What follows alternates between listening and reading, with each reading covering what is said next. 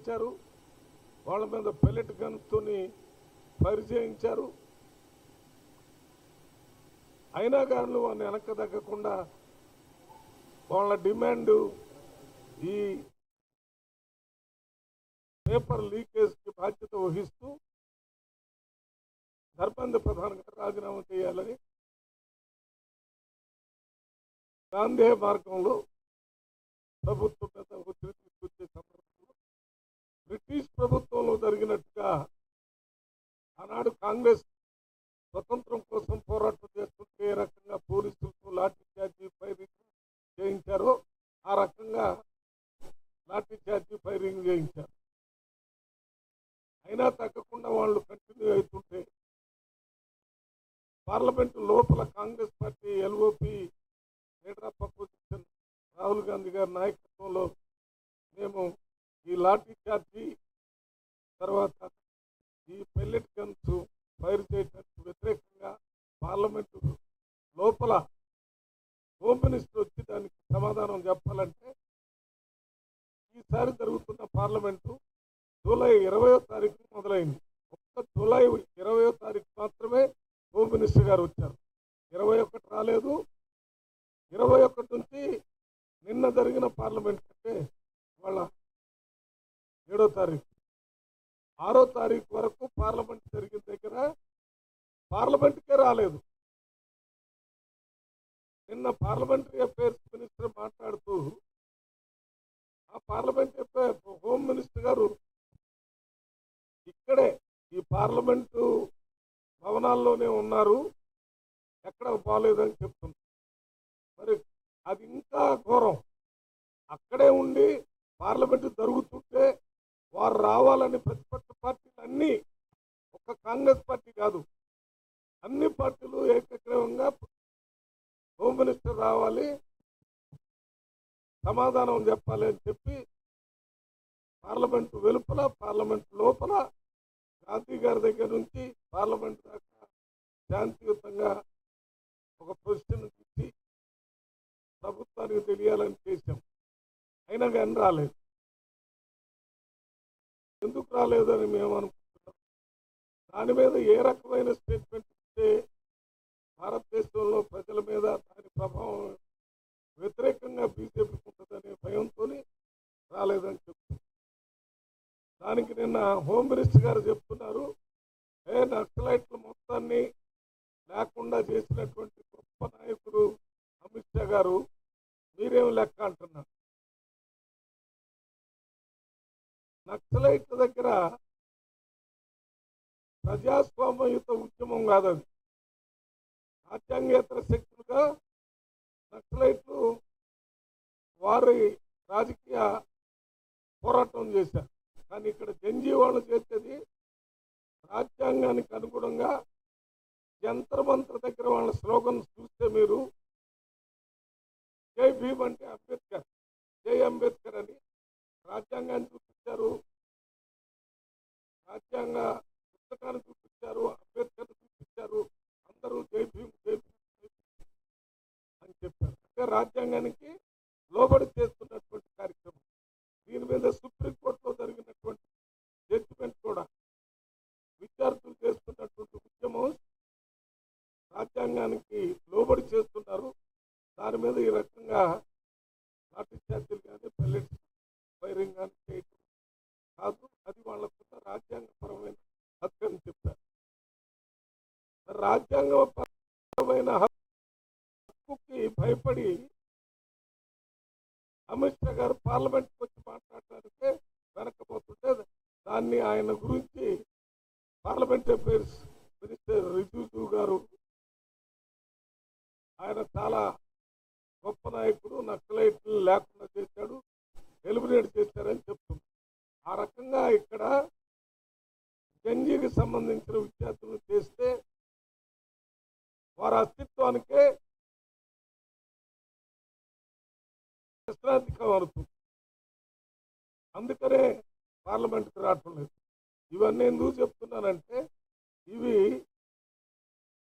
West బెంగాల్లో జరిగిన ఎన్నికల తర్వాత జరిగిన పరిణామాలు ఇవి.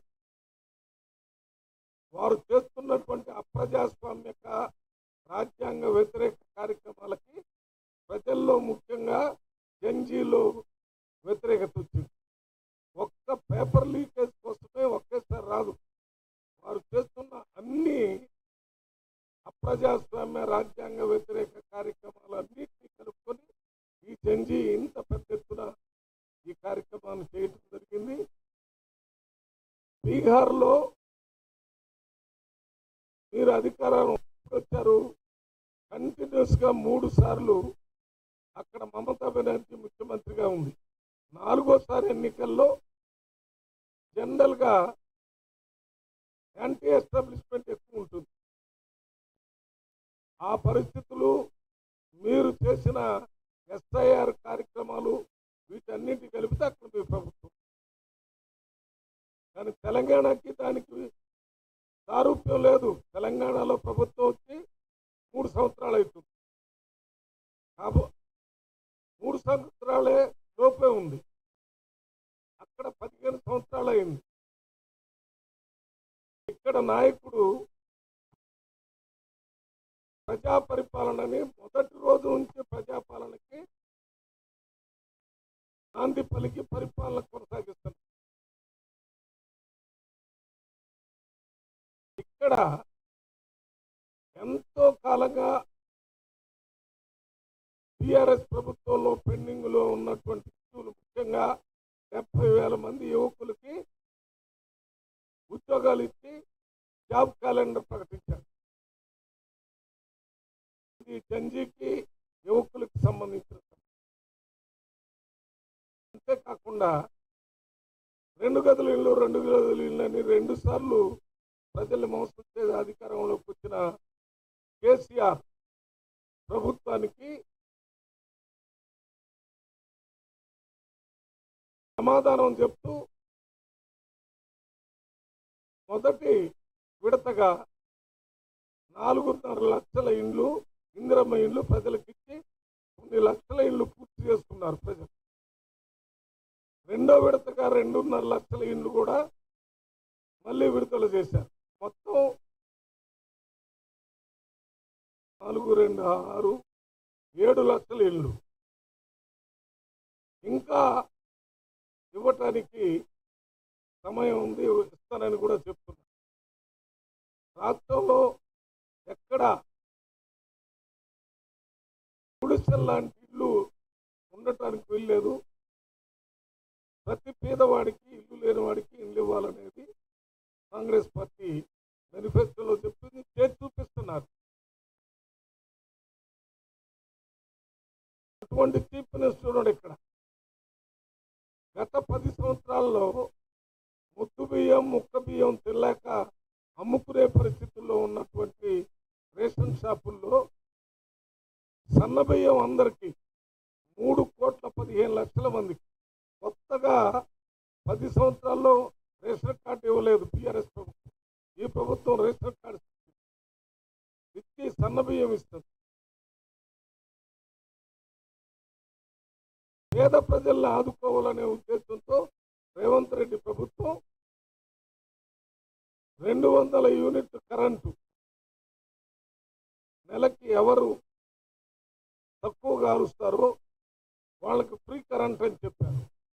ఇది SC, ST, BC, minority, OC, economically week section అన్ని వర్గాలకు కూడా 200 యూనిట్. దీనివల్ల రాష్ట్రంలో ప్రతి గ్రామంలో, పట్టణంలో ఎంతో మంది ఈ ప్రభుత్వం మీద సంతృప్తిగా ఉన్నారు. ప్రతి నెల వాళ్ళు కట్టాల్సిన డబ్బులు ప్రభుత్వమే కడతారు. ఇది రేవంత్ రెడ్డి ఇక్కడ. ఇది కాకుండా జనాభాలో సగభాగం ఉన్నటువంటి మహిళలకి రేవంత్ రెడ్డి ప్రభుత్వం రాగానే ఆర్టీసీ బస్సుల్లో ఉచిత ప్రయాణం చేసే అవకాశాన్ని కల్పించి మహిళలకి ఒక లిబరేషన్ లాగా, దీనివల్ల ఒక్క టికెట్ లేకుండా ప్రయాణం చేయటమే కాకుండా వాళ్ళు కూడా, మనకు ఒక సామెత ఉండేది, మగోళ్ళు తిరగటం వల్ల నాలెడ్జ్ వచ్చింది, ఆడవాళ్ళకి తిరగటం. ఈ ఆర్థిక ఇబ్బందుల వల్ల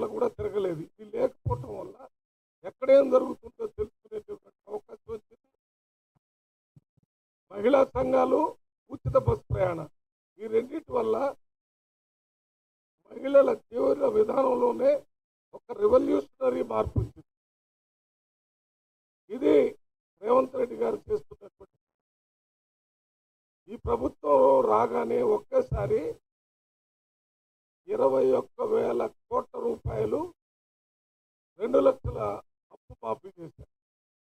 రైతులకి 12,000తో రైతు భరోసా ఇస్తుంది. ఇది రేవంత్ రెడ్డి ప్రభుత్వం చేస్తున్న ముఖ్యమైన, ఇంకా చాలా ఉన్నాయి. సోషల్ వెల్ఫేర్ హాస్టల్లో ఉంటున్నటువంటి 27 లక్షల మంది SC, ST, BC, minority, EWS పిల్లలకి మెచ్చార్జీలు ముఖ్యమంత్రి గారు ఒకేసారి 40% పెంచి వాళ్ళు కడుపున అన్నం తిని చదువుకునే అవకాశాన్ని కల్పించారు. మొన్న జరిగిన బడ్జెట్లో ఈ బ్రేక్ఫాస్ట్ని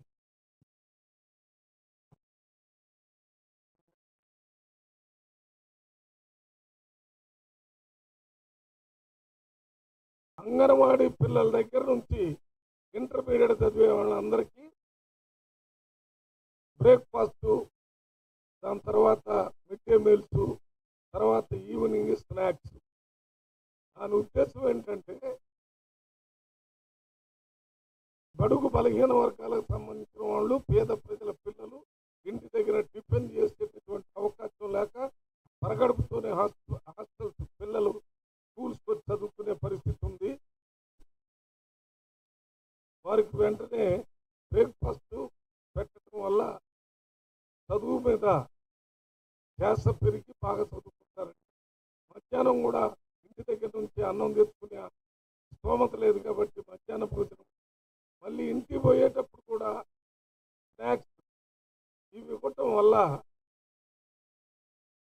స్కూలింగ్ రెసిడెన్షియల్ హాస్టల్కు లాగా స్కూల్, రెసిడెన్షియల్ హాస్టల్లో పొద్దున్నే బ్రేక్ఫాస్ట్, మధ్యాహ్నం లంచ్, సాయంత్రం డిన్నర్ అన్నీ ఉచితంగా ఇస్తారు. అక్కడే స్కూల్ ఉంటుంది వాళ్ళకు. కానీ ఇక్కడ ఈ పిల్లలకు కూడా ఏ రకంగా రెసిడెన్షియల్ స్కూల్ ఒక్క నైట్ తప్ప లంచ్, మిడ్ డే మీల్, డిన్నర్కి ముందు స్నాక్స్, పొద్దున్నే బ్రేక్ఫాస్ట్ ఇవన్నీ ఇచ్చి బాగా చదువుకోవాలని, చదువు వల్లనే మార్పు వస్తుందని అనేక సార్లు ఈ ముఖ్యమంత్రి గారు అన్ని బహిరంగ సభలో చెప్పారు. ఎక్కడైనా మార్పు రావాలంటే చదువుతోనే వస్తుంది. దానికి ఉదాహరణ కూడా చెప్పారు. మన దేశంలో చదువు ద్వారా అత్యున్నత స్థాయి చదువుకుని చదువు ద్వారా రాజ్యాంగాన్ని రాసేదానికి కమిటీకి చైర్మన్గా, డ్రాఫ్టింగ్ కమిటీ చైర్మన్గా అంబేద్కర్ గారు అత్యంత పేద దళిత కుటుంబంలో పుట్టి రాజ్యాంగాన్ని రాశారంటే చదువు వలనే. అదే రకంగా ఏపీజే అబ్దుల్ కలాం పేపర్ బాయ్గా పనిచేసి ఎన్నో మిసైల్స్ వాటిని కనిపెట్టి చివరికి ప్రెసిడెంట్ ఆఫ్ ఇండియా అయ్యి పేద ప్రజలందరికీ ఆదర్శంగా నిలిచాడు ఆయన చదువు వల్ల. మహాత్మా జ్యోతిరావు ఫులే ఆ రోజు చదువుకోవటం, ఆడపిల్లలను కూడా చదివించడానికి సావిత్రిబాయి ఫులే వాళ్ళిద్దరు కలిసి పనిచేయటం, దాని ద్వారానే సమాజంలో ఒక పెద్ద మార్పు తీసుకుని వచ్చారు. చదువు ద్వారానే బాబు జగజీవన్ రాము భారత ఉప ముఖ్యమంత్రి స్థాయికి వచ్చాడు. ఆ రోజుల్లో బిఎస్సి చదువుకొని రాజ్యాంగాన్ని అంబేద్కర్ గారు రాసి చైర్మన్గా ప్రభుత్వం ఈ రకంగా చేయాలని రాజ్యాంగంలో రాస్తే ఆ రాజ్యాంగాన్ని అమలు చేసే దాంట్లో అంబేద్కర్ గారు 30 సంవత్సరాలు కేంద్రంలో మంత్రిగా ఉండి ఆ కార్యక్రమం మన రాష్ట్రంలో ఉన్న ముఖ్యమంత్రి గారు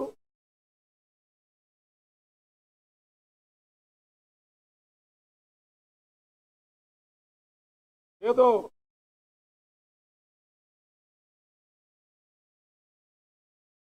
డీజీపీ గారు, చీఫ్ సెక్రటరీ గారు, పోలీస్ వ్యవస్థ నుంచి డీజీపీ గారు, రెవెన్యూ వ్యవస్థ నుంచి చీఫ్ సెక్రటరీ గారు, అన్ని పంచాయతీరాజ్ అన్నింటినీ వారు కొన్ని ఫైల్స్ తీసుకొని వస్తే వాటి మీద చీఫ్ మినిస్టర్ గా సంతకం పెట్టి పంపించడం అనేది రొటీన్ పరిపాలన.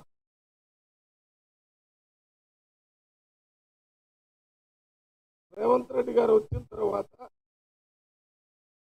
ఏ రకమైనటువంటి పరిపాలన చేయాలనే ఆదేశాలు నిరంతరం డీజీపీకి, చీఫ్ సెక్రటరీకి ఇస్తున్నారు. అందులో భాగంగానే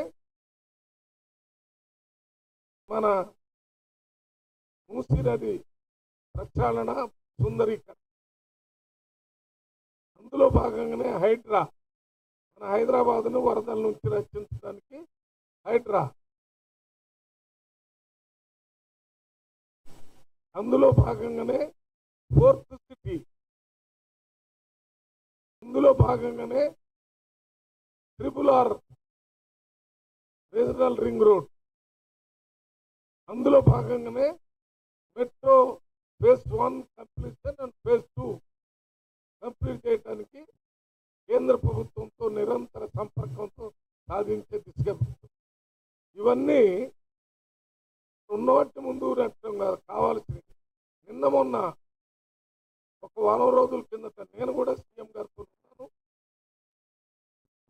ఎన్విరాన్మెంట్ ఫారెస్ట్ మినిస్ట్రీ దగ్గర పోయి మన ఇరిగేషన్ ప్రాజెక్టులకి ఎన్విరాన్మెంట్ అండ్ ఫారెస్ట్ క్లియరెన్స్ కోసం మాట్లాడటం జరిగింది. దాంట్లో ముఖ్యంగా పాలమూరు రంగారెడ్డి ప్రాజెక్టు, మన నల్గొండలో కన్నెలకు సంబంధించిన ప్రాజెక్టు, ఇంకా నీటిపారుదలకు సంబంధించిన వాటన్నిటికీ ఎన్విరాన్మెంట్ ఫారెస్ట్ క్లియరెన్స్ ఆ సబ్జెక్ట్కి వేరే మినిస్టర్లు ఉన్నా ముఖ్యమంత్రి గారు ఈ పని చేయడానికి ముఖ్యమంత్రిగా పోయినప్పుడే కొంత కదిలికి వస్తుంది కేంద్ర ప్రభుత్వంలో. అక్కడ జలశక్తి మినిస్టర్ దగ్గర పోయాం. పాలమూరు రంగారెడ్డి, దాంతోపాటు గోదావరి మీద కట్టే ప్రాజెక్టుకి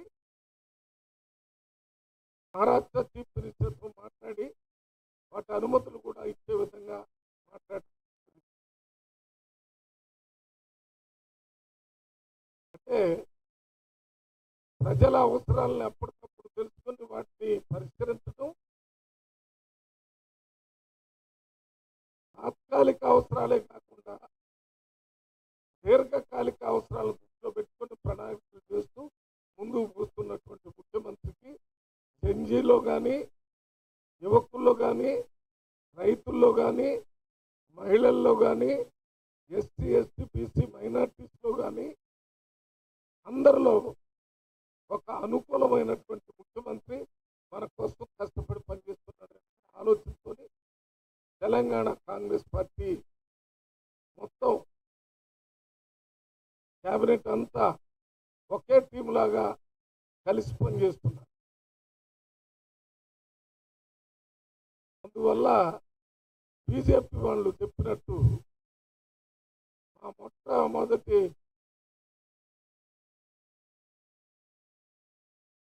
టార్గెట్ వెస్ట్ బెంగాల్ అయిపోయింది, ఇప్పుడు నెక్స్ట్ టార్గెట్ తెలంగాణ అంట. ఇది ఈ బ్యాక్గ్రౌండ్ మెటీరియల్ అంతా ఎందుకు చెప్పారంటే మీరు 100% రేపు వచ్చేటటువంటి జనరల్ ఎలక్షన్లు కనీసం మూడో స్థానంలోనైనా గౌరవంగా నిలబడటానికి అవకాశం ఉందో లేదో చూస్తూ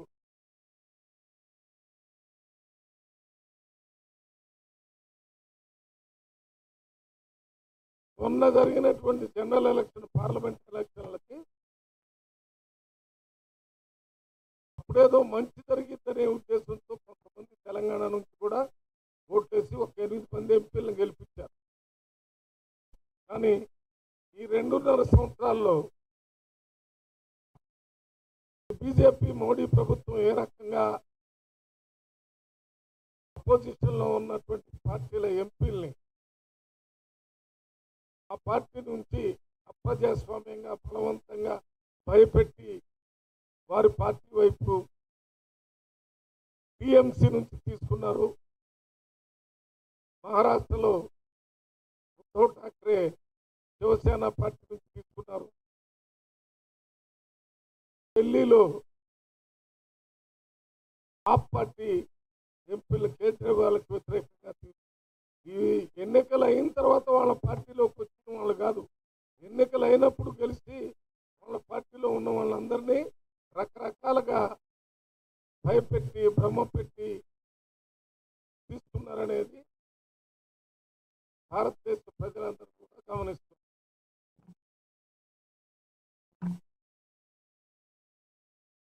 ఈ పరిస్థితుల్లో రేపు వచ్చే ఎన్నికల్లో 100కి 100% మళ్ళీ కాంగ్రెస్ పార్టీ అధికారంలోకి వస్తుంది. దానికి కారణం మేము అధికారంలోకి రావాలని కోరుకోవటం కంటే నేను ఇందాక చెప్పినటువంటి అభివృద్ధి సంక్షేమ కార్యక్రమాలు ఏవైతే ప్రజలకు చేస్తున్నామో వాటిని కొనసాగించాలని ప్రజలు కోరుకుంటున్నారు. మీరు వచ్చి ఏం చేస్తారో చెప్పండి. బీజేపీ ఇప్పుడున్న ప్రభుత్వం కాదు, మా ప్రభుత్వం వచ్చి ఏం చేస్తామంట స్టేట్మెంట్తోని రావు. ప్రజల దగ్గర పోయి ప్రజల కష్ట సుఖాలు తెలుసుకొని ప్రజల్లో ఉండి ప్రజల ద్వారా ప్రభుత్వాలు ఏర్పాటు చేయటమే ప్రజాస్వామ్యం. ప్రభుత్వాలు ప్రజల ద్వారా ఏర్పడినప్పుడే, ప్రజల కోరిక మేరకు ప్రజల ఓట్లు ప్రకటించబడినప్పుడే అది ప్రజాస్వామ్య ప్రభుత్వం. అంతేగాని అధికారంలో ఉన్న పార్టీలు మేము అధికారంలో రావాలని ప్లాన్ గీసి అస్సాంలో బీహార్లో ఏ రకంగా అధికారంలోకి వచ్చారో అదే రకంగా చేయాలంటే ప్రజలు చూస్తూ కూర్చునే వాళ్ళు కాదు. వాళ్ళు సరైన సమయంలో సరైన సమాధానం ఎన్నికలు వచ్చినప్పుడు ఓట్ల ద్వారా పెద్ద పెద్ద ప్రభుత్వాలని, పెద్ద పెద్ద ప్రైమ్ మినిస్టర్, పెద్ద పెద్ద చీఫ్ మినిస్టర్ని అలవోకగా మార్చిన చరిత్ర తెలంగాణ ప్రజలకి, భారతదేశ ప్రజలకు. ఇది గుర్తుపెట్టుకొని బీజేపీ పార్టీ వాళ్ళు మాట్లాడాలి. బీజేపీ పార్టీ వాళ్ళకి ఇప్పటి వరకు వారు ఎందుకు ప్రభుత్వంలో రాలేదో చెప్పాను. నేను కాంగ్రెస్ పార్టీ నాయకులకి, కార్యకర్తలకి, కింద స్థాయి ఉన్న వాళ్ళందరికీ విజ్ఞప్తి, ఈ స్టేట్మెంట్స్ ద్వారా